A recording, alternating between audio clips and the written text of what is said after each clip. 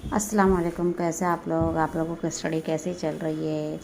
उस दिन मैंने एचएससी के बच्चों के लिए जो वीडियो बनाया था, जिन्होंने मुझे लाइक किया, जिन्होंने मेरे चैनल को सब्सक्राइब किया, उनके लिए तहे दिल से शुक्रिया अदा करना चाहूँगी। मैं सानिया कुरैशी आज आप लोगों के लिए स्टैंडर्ड 10 का इंग्लिश मीडियम का जो है कंटिन्यू लेसन है, वो शाल वाला जो हमारा थोड़ा सा बाकी था, तो मैं कंप्लीट करा रही हूँ। एक्चुअली कल ही भी वीडियो अपलोड करने वाली थी, लेकिन बारिश की वजह से लाइट नहीं थी, ये वजह से जो है मैं वीडियो अपलोड नहीं कर सकी। तो आज इस वीडियो को मैं कंप्लीट कर रही हूँ। या सोमारास मी, इसी दौरान मैं मी शनिवार पेठेतील ऑक्रेश्वर मंदिराच्या पुलावर, ऑक्रेश्वर मंदिर जो है उसके पुल पर बहुधा रोज, बहुत बार रोज़ संध्याकाळी शाम में जात असे, यानी हर रोज़ जो है मंदिर के पास में शाम में लेखक जाते थे। तेथील कट्ट्यावर बसणे मला आवडले। बैठने का स्थान होता है, कट्टा होता है, वट्टा होता है, तो वहाँ पे बैठना लेखक को पसंद था। एक दिवस काय घडले, एक दिन क्या हुआ कि कड़क ठंडीचा, कड़क एकदम सख्त शिद्दत वाली ठंडीच्या दिवसात, ठंडी के दिन में एक म्हातारा यानी बूढ़ा इंसान, लेखक जो है उनकी आदत थी कि मतलब मंदिर में रोज़ संध्याकाळी जाते थे, तो वहाँ पर उनको कट्टे पर बैठना पसंद था।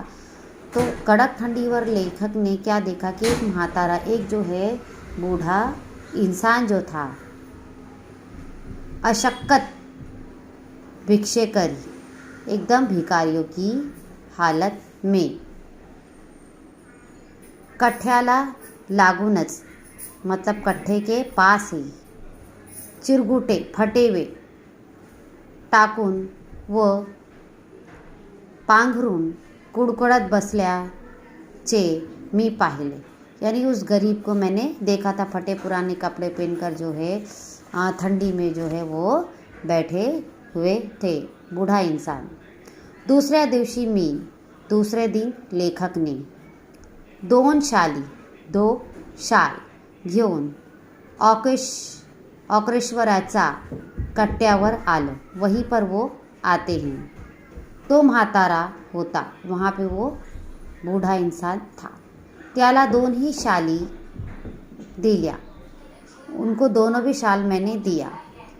त्याने थरथरले, क्योंकि बूढ़ा था तो बूढ़ों के हाथ, ज़ईफ़ों के हाथ बहुत कांपते हैं, तो उन्होंने जो है त्याने थरथरल्या, उन्होंने थरथराहट भरे हाथों से, हातानी यानी हाथों से मला नमस्कार केला। लेखक को उन्होंने क्या किया, नमस्कार किया।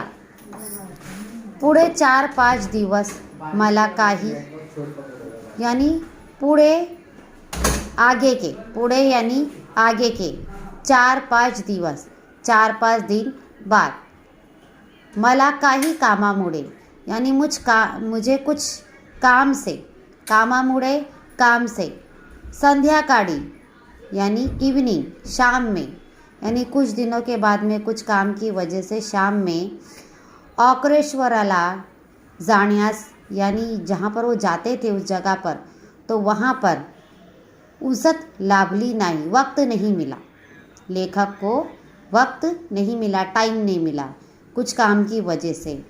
त्यानंतर मी नेहमीप्रमाणे, उसके बाद में, त्यानंतर उसके बाद में लेखक हमेशा की तरह, नेहमीप्रमाणे हमेशा की तरह ये जा करत राहिलो, यानी आना जाना कर रहे थे।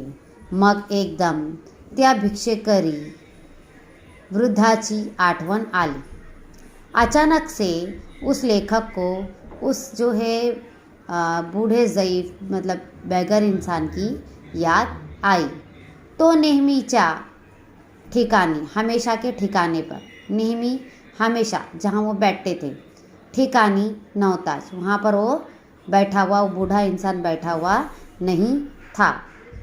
तेथील पुलावर चक्कर मारावी, अब उनको ऐसा लगा कि उस पुल पर चक्कर मारना चाहिए, म्हणून मी उठलो और मैं वहाँ से उठा. वो पुलावरून चालू लागलो और पूल के पास चलने लगा. पुलाचा जवळपास मध्यावर तो भिक्षेकरी म्हातारा दिसला.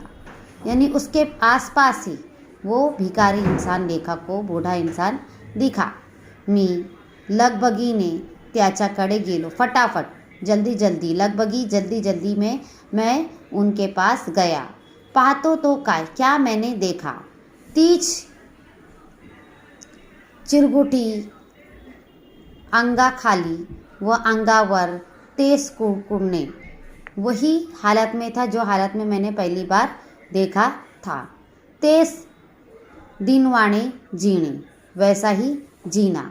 मी म्हटले, मैंने कहा. लेखक ने कहा, बाबा तुम्ही मला ओळखले. बाबा तुम्ही मला ओळखले का. मुझे पहचाने क्या आपने, है ना. त्याने नकारार्थी मान हलवली. यानी नहीं की हालत में, नहीं मैं तुम्हें नहीं जानता. मग मीच म्हटले, फिर मैंने ही कहा, बाबा 5-6 दिवसापूर्वी, यानी 5-7 दिन पहले, 5-6 दिन पहले, दिवसापूर्वी 5-6 दिन पहले मी तुम्हाला 2 शाली दिल्या. मैंने तुम्हें 2 शाल दिया था, दिल्या होत्या, मैंने दिया था. आठवते. अब पता चला, याद आया. यावर म्हातारा खुला व पुनः हाथ जोड़ून. उसके बाद में वो इंसान हाथ जोड़कर मुझसे कहता है, जोड़ून म्हणाला, हे भल्या माणसा, हे अच्छे इंसान, तू लई मोठा, तू बहुत बड़ा है. मायासनी शाली दिल्या. तूने बड़े प्यार से मुझे वो शाल दिया. पर बाबा, म्या भिकाऱ्याला शाली कशा शोभतील. मुझ इस भिकारी को शाल कैसे शोभा देगी.